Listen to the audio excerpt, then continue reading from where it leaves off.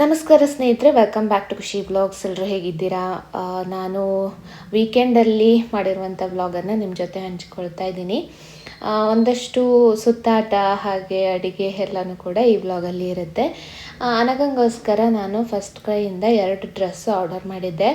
ಅದು next ಡೇನೇ delivery ಇತ್ತು. ಅಂದರೆ ಮೊದಲನೇ ದಿನ ಆರ್ಡರ್ ಮಾಡಿದ್ದೆ, ನೆಕ್ಸ್ಟ್ ಡೇ ಮಾರ್ನಿಂಗೇ ಬಂದಿತ್ತು. ಹೇಗಿದೆ ನೋಡೋಣ ಅಂತ ತೆಗೆದು ನೋಡ್ತಾ ಇದ್ದೀನಿ.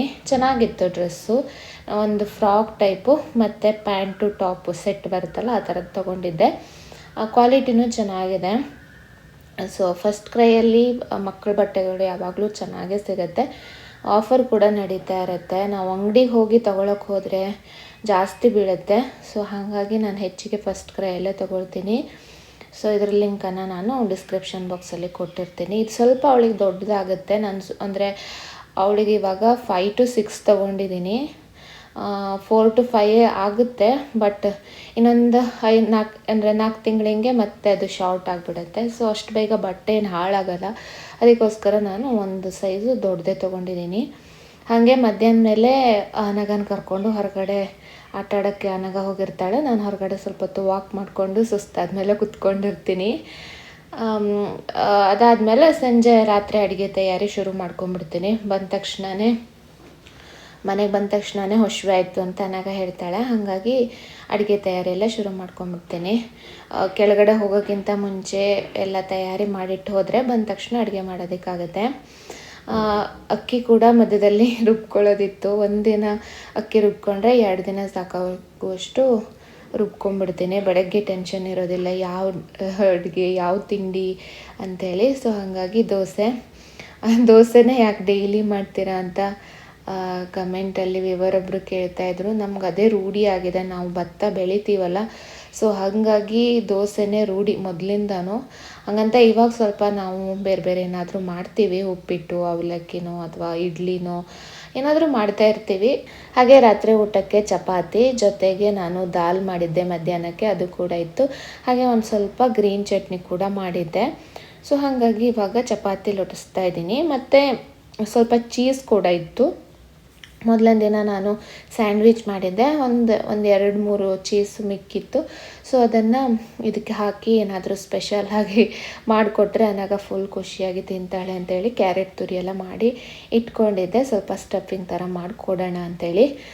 ಇದೇ ರಾತ್ರಿ ಊಟಕ್ಕೆ ನಾನೇನು ಇವತ್ತು ಜೋಳದ ರೊಟ್ಟಿ ತಿಂದಿಲ್ಲ, ಚಪಾತಿನೇ ತಿಂದೆ.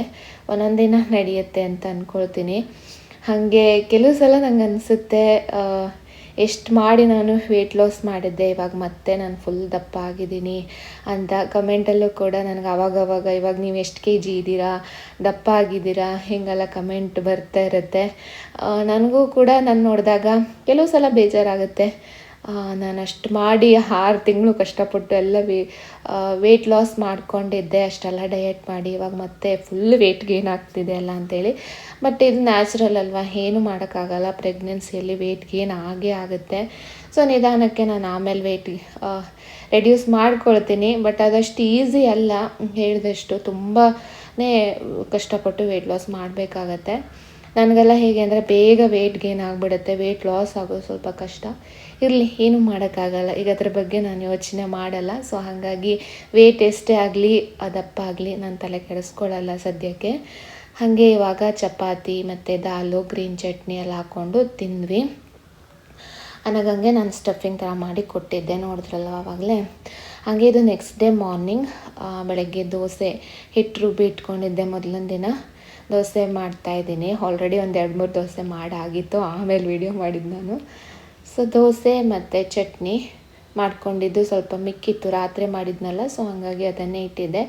ದೋಸೆ ಚಟ್ನಿ ಎಲ್ಲ ತಿಂದು ನಾವು ಇವತ್ತು ಹೊರಗಡೆ ಹೋಗೋರಿದ್ವಿ. ಸೊ ವೀಕೆಂಡಲ್ಲಿ ಮಸ್ತ್ ಮಜಾ ಮಾಡಿದ್ದೀವಿ. ಎಲ್ಲಿ ಅಂತ ನಾನು ನಿಮಗೆ ಆಮೇಲೆ ಹೇಳ್ತೀನಿ. ದೋಸೆ ನೋಡಿ ಎಷ್ಟು ಗರಿ ಆಗಿದೆ ಅಂತ.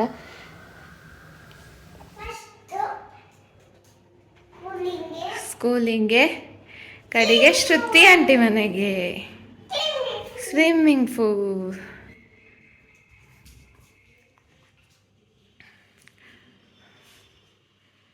ಸ್ನೇಹಿತರೆ, ವೆಲ್ಕಮ್ ಬ್ಯಾಕ್. ಬೆಳಗ್ಗೆ ಮತ್ತೆ ಬ್ಲಾಗ್ ಕಂಟಿನ್ಯೂ ಮಾಡ್ತಾ ಇದ್ದೀನಿ. ದೋಸೆ ಎಲ್ಲ ತಿಂದಾಯಿತು, ರೆಡಿಯಾಗಿ ಇವಾಗ ನಾವು ಅನಗನ್ PTM ಇದೆ ಸ್ಕೂಲಲ್ಲಿ, ಅಲ್ಲಿ ಹೋಗಿ ನಂತರ ನನ್ನ ಫ್ರೆಂಡ್ ಮನೆಗೆ ಹೋಗ್ತಾ ಇದ್ದೀವಿ, ಶ್ರುತಿ ಮನೆಗೆ. ಸೊ ಸೊ ಜೊತೆಗೆ ವ್ಲಾಗ್ ಮಾಡ್ತಾ ಇದ್ದೀನಿ. ಅಲ್ಲಿ ಹೋದಾಗ ಎಷ್ಟು ಶೂಟ್ ಮಾಡ್ತೀನೋ ಗೊತ್ತಿಲ್ಲ, ಬಟ್ ಹೋಗುವಾಗ ವೀಡಿಯೋ ಮಾಡ್ತಾ ಹೋಗ್ತೀನಿ. ಅಲ್ಲಿ ಸ್ವಿಮ್ಮಿಂಗ್ ಪೂಲ್ ಇದೆ, ಸೊ ಅಲ್ಲಿ ಆಟ ಆಡ್ಬೇಕಂತ ನನಗಂಗೆ. ಸೊ ಹಂಗಾಗಿ ಫುಲ್ ಎಕ್ಸೈಟ್ ಆಗಿದ್ದಾಳೆ ಅವಳು. ಹೋಗಿ ಬರೋಣ ಇವಾಗ.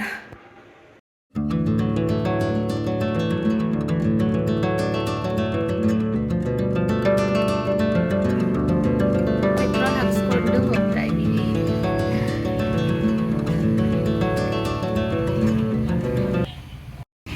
ನನಗನ್ ಸ್ಕೂಲಿಗೆ ಬಂದ್ವಿ.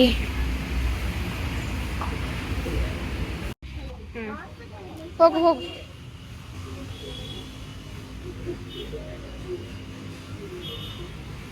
ಅನಗನ್ ಸ್ಕೂಲಿಗೆ ಹೋಗಿ PTM ಮುಗಿಸ್ಕೊಂಡು ಬಂದೆ. ಅನಗ ನಾನು ಇಬ್ಬರೇ ಹೋಗಿದ್ವಿ. ಅಚ್ಯುತ್ ಅವರು ಅಲ್ಲೇ ಪಾರ್ಕ್ ಮಾಡ್ಕೊಂಡು ನಿಂತ್ಕೊಂಡಿದ್ರು. ಜಾಸ್ತಿ ಹೊತ್ತು ಕಾರ್ ಬಿಡೋಕ್ಕಾಗಲ್ಲ, ಸೊ ಸೈಡಿಗೆ ಹೋಗಿ ಪಾರ್ಕ್ ಮಾಡ್ಕೊಂಡಿದ್ರು. ಹೋಗಿ ಮಾತಾಡಿಕೊಂಡು ಬಂದ್ವಿ. ಏನೆಲ್ಲ ಕಲಿಸ್ತಾ ಇದ್ದೀವಿ, ಅವಳು ಏನು ಮಾಡ್ತಾ ಇದ್ದಾಳೆ ಎಲ್ಲ ಹೇಳಿದ್ರು. ಸೊ ಒಳ್ಳೆ ಫೀಡ್ಬ್ಯಾಕೇ ಇತ್ತು.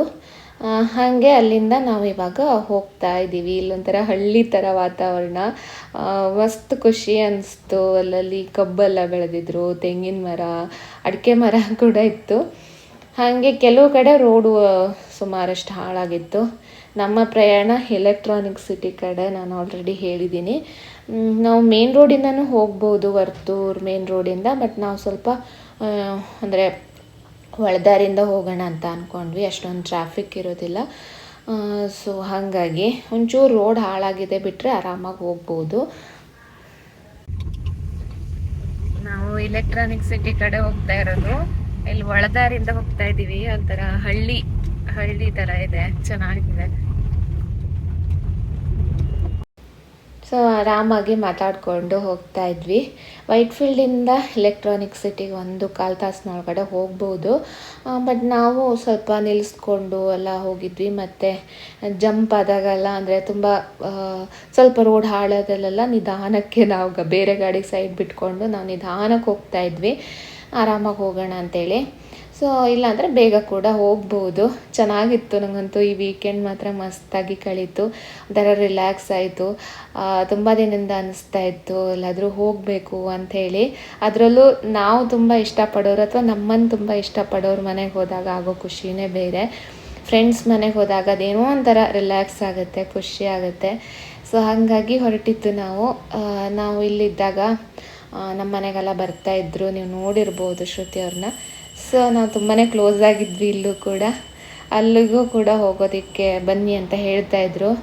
ಸದ್ಯ ಹೊಸ ಮನೆ ಗೃಹ ಪ್ರವೇಶಕ್ಕೆ ನಾವು ಹೋಗಿ ಬಂದಿದ್ವಿ. ಅದಾದಮೇಲೆ ಇವಾಗ ಹೋಗ್ತಾ ಇದ್ದೀವಿ. ಅವರು ಕೂಡ ನಮ್ಮ ಮನೆಗೆ ಬಂದಿದ್ದರು. ನಾನು ಆವಾಗ ವೀಡಿಯೋ ಮಾಡಿರಲಿಲ್ಲ. ನಾವು ಹೊರಗಡೆ ಎಲ್ಲ ಹೋಗಿ ಊಟ ಮಾಡ್ಕೊಂಡು ಬಂದಿದ್ವಿ. ಸೊ ಅದಾದಮೇಲೆ ಒಂದು 2 ವೀಕ್ ಬಿಟ್ಟು ನಾವು ಇಲ್ಲಿ ಬರ್ತಾ ಇರೋದು. ಆನಂತರ ಮಕ್ಕಳಿಗಂತೂ ಖುಷಿ. ನಾವು ಇಲ್ಲಿ ಬಂದು ರೀಚ್ ಆದ್ವಿ. ಬಂದ ತಕ್ಷಣ ನಮಗೆ ದೋಸೆ ಚಟ್ನಿ ಎಲ್ಲ ರೆಡಿ ಇಟ್ಟಿದ್ರು ಶ್ರುತಿ. ಅದೆಲ್ಲ ತಿಂದ್ವಿ. ನಾವು ಬೆಳಗ್ಗೆ ದೋಸೆ ತಿನ್ಕೊಂಡು ಬಂದಿದ್ದೀವಿ ಅಂತ ಹೇಳಿದ್ದೆ, ಆದರೂ ಮಾಡಿಟ್ಟಿದ್ರು. ಬಿಸಿಯಾಗಿ ದೋಸೆ ತಿಂದ್ವಿ. ಕಾಫಿ ಮಾಡಿಕೊಟ್ರು, ಕಾಫಿ ಕುಡಿದ್ವಿ. ಮಕ್ಕಳಂತೂ ಆಡೋದ್ರಲ್ಲಿ ಫುಲ್ ಬ್ಯುಸಿಯಾಗಿದ್ದಾರೆ. ಯಾಕಂದರೆ ಇಲ್ಲಿ ಅವರು ತುಂಬ ಕ್ಲೋಸ್ ಆಗಿದ್ರಲ್ವ. ಸೊ ಹಂಗಾಗಿ ನನಗಂಗೂ ಕೂಡ ಒಂಥರ ಅವಳಿಗೆ ತನ್ನ ಕ್ಲೋಸ್ ಫ್ರೆಂಡ್ ಸಿಕ್ಕಿದ್ಲು ಅನ್ನೋ ಥರ ಅವ್ರಿಗೂ ಕೂಡ ಹಾಗೆ ಊಟ ಎಲ್ಲ ಮುಗಿಸಿದ್ವಿ. ಚೆನ್ನಾಗಿ ಊಟ ಮಾಡಿಕೊಂಡು ನಂತರ ಮಧ್ಯಾಹ್ನ ಮೇಲೆ ಈ ಥರ ಅಲ್ಲಿ ಚೆನ್ನಾಗಿ ಪಾರ್ಕ್ ಇದೆ ಮಕ್ಕಳಿಗೆ ಆಡೋದಕ್ಕೆ, ಮತ್ತು ಸ್ವಿಮ್ಮಿಂಗ್ ಪೂಲ್ ಇದೆ. ತುಂಬ ಚೆನ್ನಾಗಿ ಗಾರ್ಡನ್ ಹೊರಗಡೆ ಚೆನ್ನಾಗಿದೆ ಇಲ್ಲಿ ಮಾತ್ರ. ಒಂದು ಸಲ ಹೊರಗಡೆ ಹೋಗಿ ಆಟ ಆಡ್ಕೊಂಡ್ಬಂದು ನಂತರ ಇವಾಗ ಸ್ವಿಮ್ಮಿಂಗ್ ಪೂಲಿಗೆ ಹೋಗೋದಕ್ಕೆ ಎಲ್ಲ ರೆಡಿಯಾಗಿದ್ದಾರೆ. ಬಟ್ಟೆ ಇದನ್ನೆಲ್ಲನೂ ಕೂಡ ಶ್ರುತಿನೂ ಕೊಟ್ಟಿದ್ದು, ನನ್ನ ಹತ್ರ ಇರಲಿಲ್ಲ. ಸೊ ಅವತ್ತು ಸ್ವಲ್ಪ ಕೋಲ್ಡ್ ಇತ್ತು ವಾತಾವರಣ, ಹಂಗಾಗಿ ಯಾರೂ ಇಳಿದಿರಲಿಲ್ಲ. ಬಟ್ ಅನಗಂಗೆ ಸ್ವಿಮ್ಮಿಂಗ್ ಪೂಲಲ್ಲಿ ಇಳಿಬೇಕು ಅಂತ ತುಂಬ ಇತ್ತಲ್ವ, ಹಂಗಾಗಿ ವೆನ್ಶು ಮತ್ತು ಅನಗ ಹೇಳಿದ್ರು.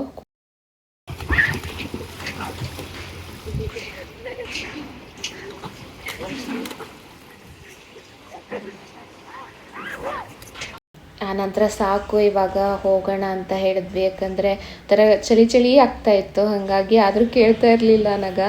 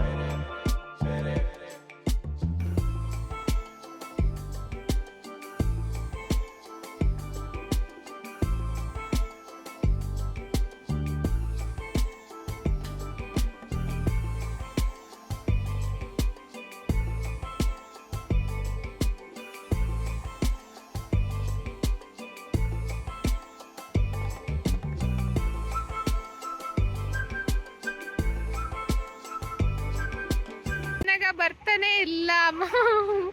ಇವತ್ತು ತಂಡಿದೆ ವಾತಾವರಣ, ಹಂಗಾಗಿ ಯಾರು ಇಳಿಸ್ತಾ ಇಲ್ಲ ಮಕ್ಕಳನ್ನ. ಅನಗ ಮಾತ್ರ ಬಿಡ್ತಾನೆ ಇಲ್ಲ. ಬಾ ಅನಗ ಮಗ, ಬಾ ಮಗ. ಎಂತ ಮಾಡ್ರೆ ಬರ್ತಾ ಇಲ್ಲ ಅನಗ.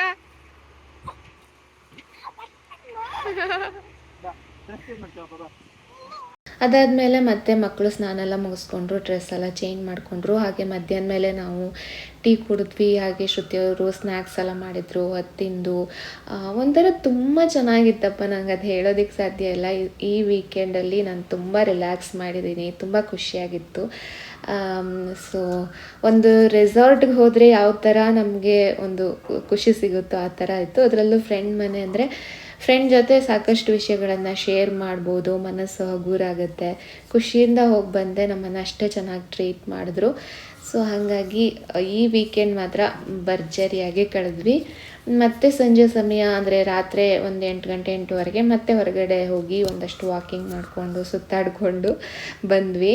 ಊಟ ಮಾಡಿದ್ವಿ. ಆಮೇಲೆ 9 ಗಂಟೆ ಆಗ್ತಾ ಬಂತು. ಇವಾಗ ನಾವು ಇಲ್ಲಿಂದ ಹೊರಡ್ತಾ ಇದ್ದೀವಿ. ನಿನ್ನೆ ಎಲ್ಲ ಫುಲ್ ಎಂಜಾಯ್ ಮಾಡಿದ್ದಾರೆ ಮಕ್ಕಳು. ಅನಾಗ ನಾವು ಕೂಡ ಎಲ್ಲೋ ಒಂದು ಕಡೆ ನಮ್ಗೆ ರೆಸಾರ್ಟಿಗೆ ಹೋಗಿ ಬಂದು ಫೀಲ್ ಕೊಡ್ತಾ ಇತ್ತು. ಅಷ್ಟು ಎಂಜಾಯ್ ಮಾಡಿದ್ವಿ ನಿನ್ನೆ. ಈ ವೀಕೆಂಡ್ ಮಸ್ತಾಯಿತು.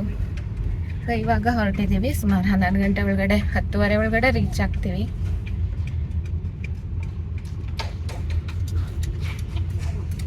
ಆ್ಯಕ್ಚುಲಿ ಊಟ ಮುಗಿಸ್ಕೊಂಡೇ ಹೋಗಿ ಅಂತ ಹೇಳ್ತಾ ಇದ್ರು. ಬಟ್ ನಾವು ಮೊದಲನೇ ದಿನ ಸಂಜೆನೇ ವಾಪಸ್ ಹೋಗಬೇಕಿತ್ತು. ತುಂಬಾ ಉಳ್ಕೊಳ್ಳಿ ಅಂತ ಹೇಳಿದ್ರು. ಮತ್ತು ಮಕ್ಕಳು ಕೂಡ ಅಲ್ಲಿ ಟೈಮ್ ಹೋಗಿದ್ದೇ ಗೊತ್ತಾಗಲಿಲ್ಲ. ಆಟ ಆಡುವಾಗಲೆಲ್ಲ ಟೈಮ್ ಅಷ್ಟು ಬೇಗ ಆಗಿಬಿಡ್ತಾ ಇತ್ತು. ಹಂಗಾಗಿ ರಾತ್ರಿ ಉಳ್ಕೊಂಡು ಬೆಳಗ್ಗೆ ಬಂದ್ವಿ. ಸೊ ಹೀಗೆ ಮಸ್ತ್ ಮಜವಾಗಿ ಈ ವೀಕೆಂಡ್ನ ಕಳೆದ್ವಿ. ಮನೆಗೆ ಹೋಗಿ ರೀಚ್ ಆಗಿದ್ದೀವಿ. ಇಷ್ಟು ಹೇಳ್ತಾ ಇವತ್ತಿನ ವ್ಲಾಗನ್ನು ಮುಗಿಸ್ತಾ ಇದ್ದೀನಿ. Thank you for watching.